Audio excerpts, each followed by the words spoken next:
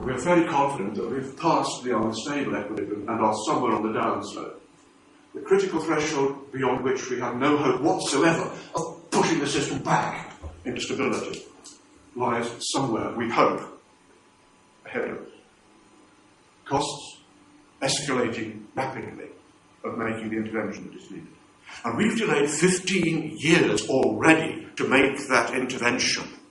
We dare not delay longer. It costs more and more and more to make the intervention.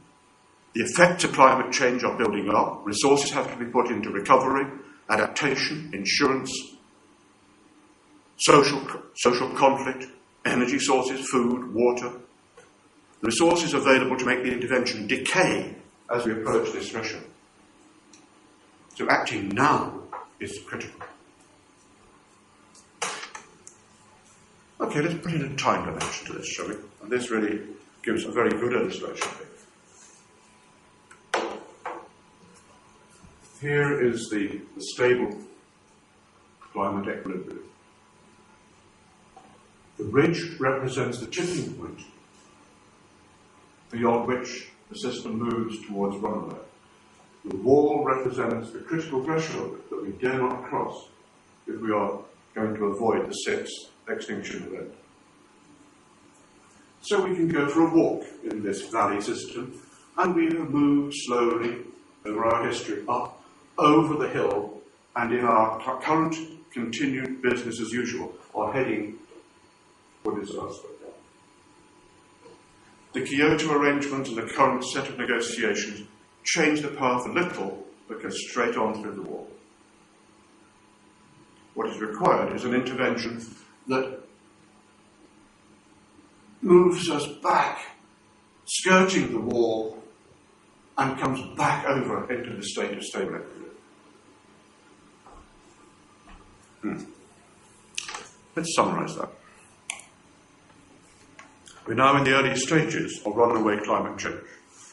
There's no naturally occurring damping, braking system to stop it happening. It's our job. Strategically, we have to generate a negative feedback intervention of sufficient power to overcome the now active feedback processes. And by the way, in the time that it takes to make that happen, temperature goes on going up.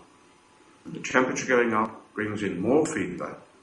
So our intervention has to be able to control and dampen the temperature-driven feedback during the process of intervention.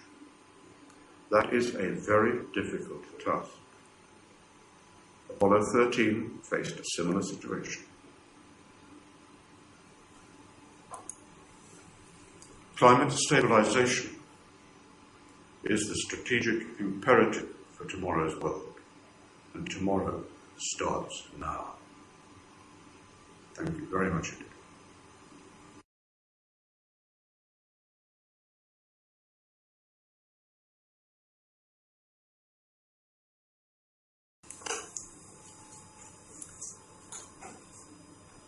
You know, most of us find that when we're faced with a problem of this magnitude, it leaves us feeling almost overwhelmed and numb.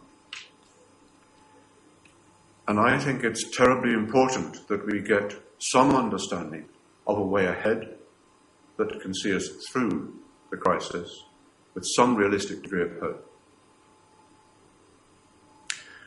So, Bo, I don't know if it would be in order this morning, but I would like to bring to you the best shot we have at a possible solution to go through this crisis, and to begin to look at the way ahead, rather than just leave you hanging on the end of it. Would that be okay?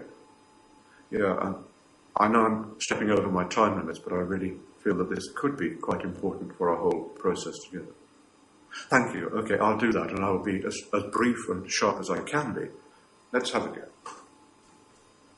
We've seen the reality for what it is. We've turned round on the lip of the Victoria Falls and seen the abyss below. Now, what do? How do we get back into safe water? Well, we're going to start by looking at the whole concept of the heat engine, the radiative forcing that is driving the problem.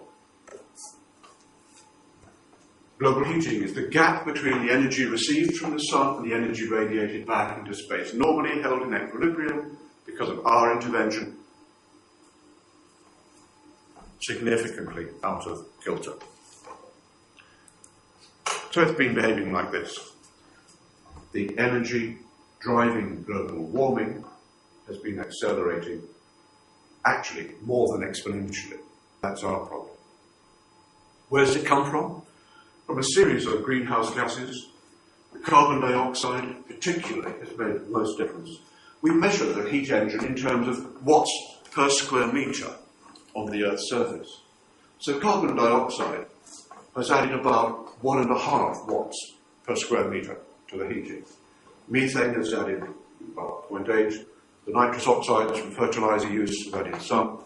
The chlorofluorocarbons, the ones that attack the ozone hole, have added some as well. They've stopped growing from the success of the Montreal Protocol that limited their use. They stay up there an awful long time.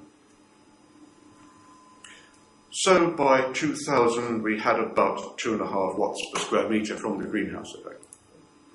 And here's Jim Hanson's updating of that in 2005. And you'll see there's that 1.5 watts from carbon dioxide, 0.5 watt from methane, some from the chlorofluorocarbons.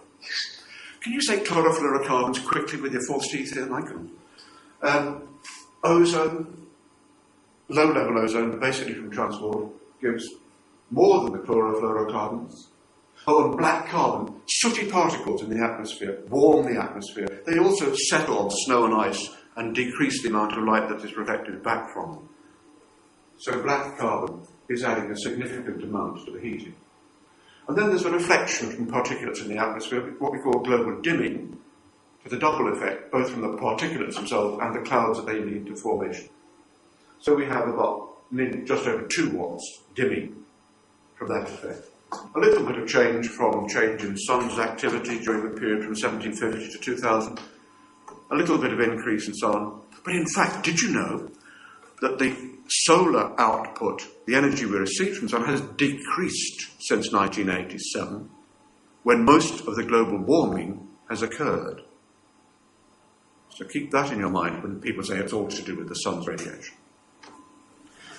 By the way, if we add these last 5 elements together, the black carbon, the aerosols, global dimming, and the solar activity, that's about -1 watt per square metre. Can you put that into the memory bank and hold it for a minute? Historically, right, we have virtually no change in global heating. It stays at 0 up to the point of the onset of the Industrial Revolution. By 2000, there's that carbon dioxide gone to 1.5 watts per square metre. Bring it up to date, that's up to 2007, it's slightly more today. We can add on the effects of the other greenhouse gases. Then we have to add in the effect of water vapour feedback. Water vapour is a very powerful greenhouse gas, which we tend to ignore most of the time. It accounts for about half of the greenhouse effect. But when temperature starts to rise, water vapour in the atmosphere increases, and that accelerates the rate of heating. Water vapour adds about 1 watt per square metre per 1 degree rise in temperature. So we've had about 0.8 of a degree rise in temperature, so that's an extra 0.8 of a watt per square metre. And then we add on a little bit extra for the change in the albedo effect, the reflection from ice and snow. As the ice fields have shrunk, the snow fields have shrunk and lasted less time. So that's about 4 watts per square metre. It's not a lot, you say? Not a lot. We have to take off from the memory bank brought in 1 watt per square metre from global dimming. And by the way, as the temperature increases, we radiate more into space, so that decreases the heat engine. We've just been able to do the first calculations of that, so taking off another watt for our current temperature rise. That gives us about 2 watts per square metre of the heat engine. I don't think watts per square metre mean very much to you.